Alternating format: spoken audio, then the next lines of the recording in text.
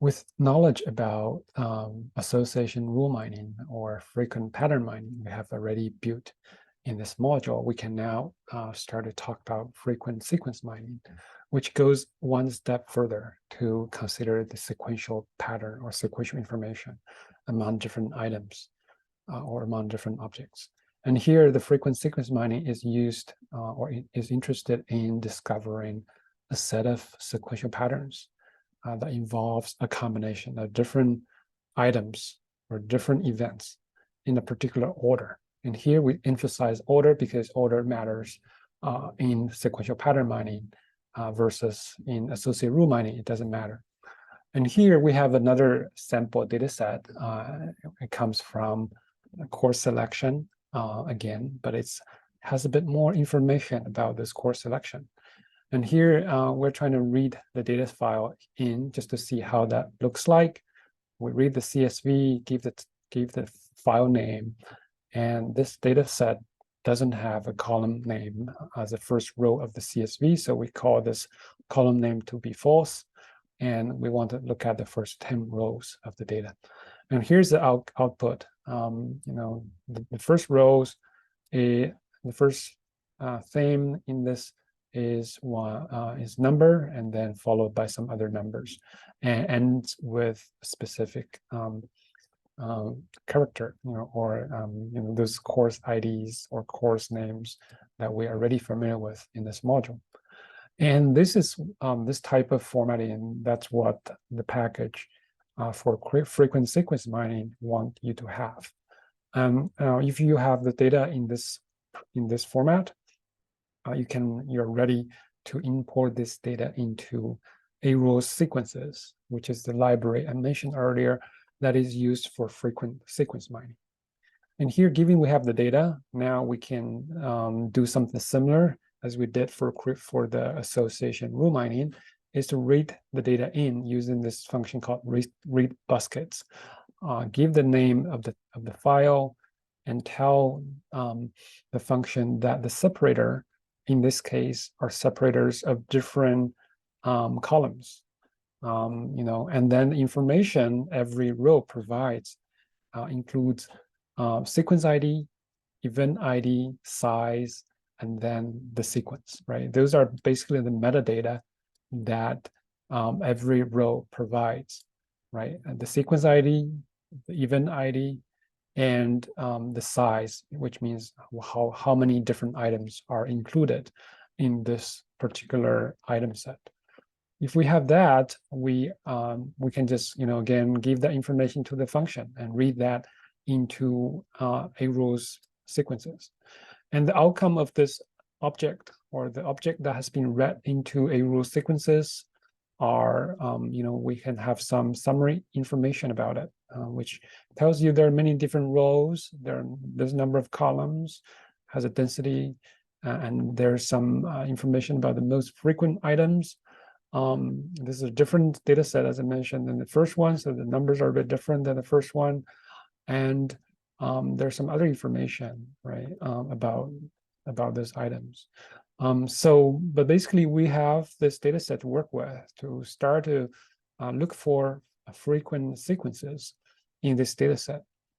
And here we are using a different algorithm called CACE or SACE-SPADE.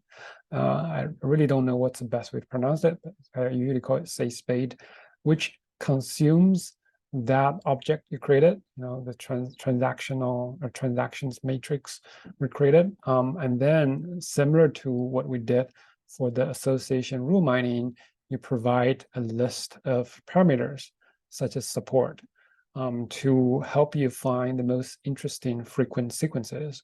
And then there's some additional things you can add here, right? Here I only add support, but you can have max length, and there's another parameters that I use called max gap, because for the order, the gap also matters. So you actually tolerate how big the gap could be between two different items. There could be a jumping over a different item to be treated as a frequent sequence, right? And then there's some additional control you can have when you're running this algorithm. But if you after you run that, you will get this object that again very similar to the frequent pattern mining that's ready for you to look at. And here we convert that to a data frame, and then we can get a summary of this outcome that has different information about the rules we found from that process. And very similar to the association rule mining, we can inspect. You can take a look at the first 6 different frequent sequences from the data set, and then here we provide the support information about how popular those different sequences are in this data set. And we can do all kinds of other things, but one way, very similar to earlier effort, we can start to visualize those sequences. For example, using the same information, we can take a look at the most frequent item sets or frequent sequences that exist in this data set. And here, the most frequent sequence is the student taking a course, an English course. Another frequent sequence is they take psychology and then they take economics. And another one is they take stats and take the psychology and so on.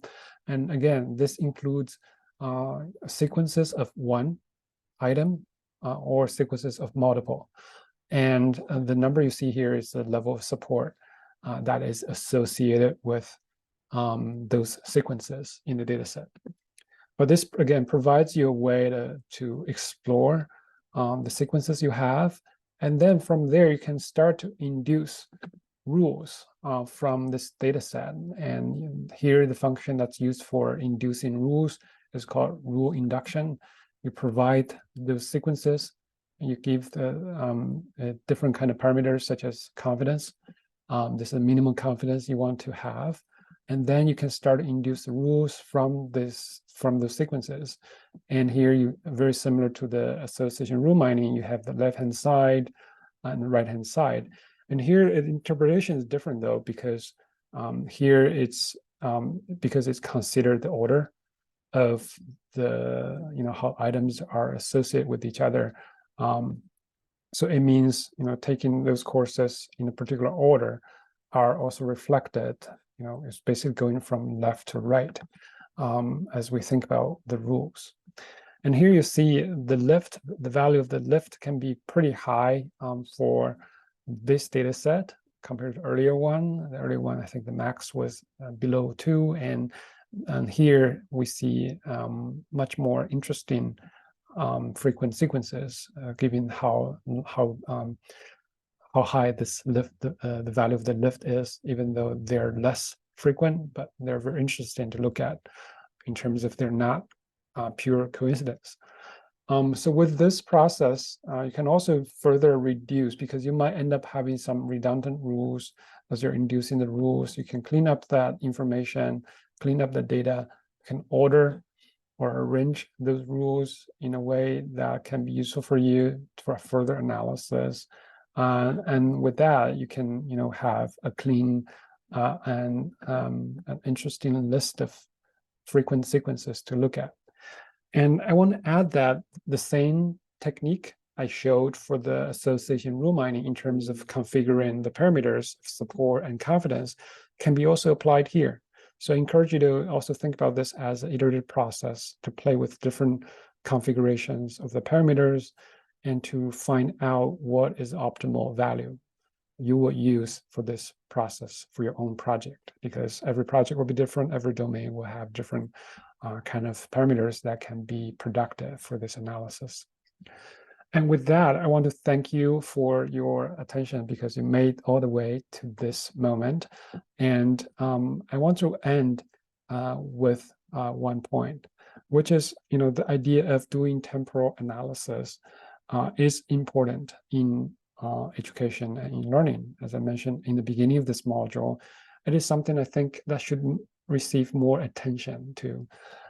Also, I want to add that this module is only covering a little bit about this idea of doing temporal analysis. There are many, many different other techniques that you can think of. Just using maybe social network analysis itself as an example, there are specific social network analysis techniques that treats temporal information, that cares a lot about temporal information, so that you can actually integrate those techniques into your social network analysis. Or the same can be said for other techniques, other methodologies that you use in your analysis. So what we're learning in this module is only a tip of the iceberg. And I want to encourage you to share your experiences, your perspectives, and your expertise in this area so that we can learn from you about how we can do temporal or sequential analysis using digital learning data. So I will encourage you to post your thoughts in our discussion forum so that we can learn from each other as well, besides, going through this list of videos and readings. So that's all for this module. Thank you so much for your work and for your attention. All the best.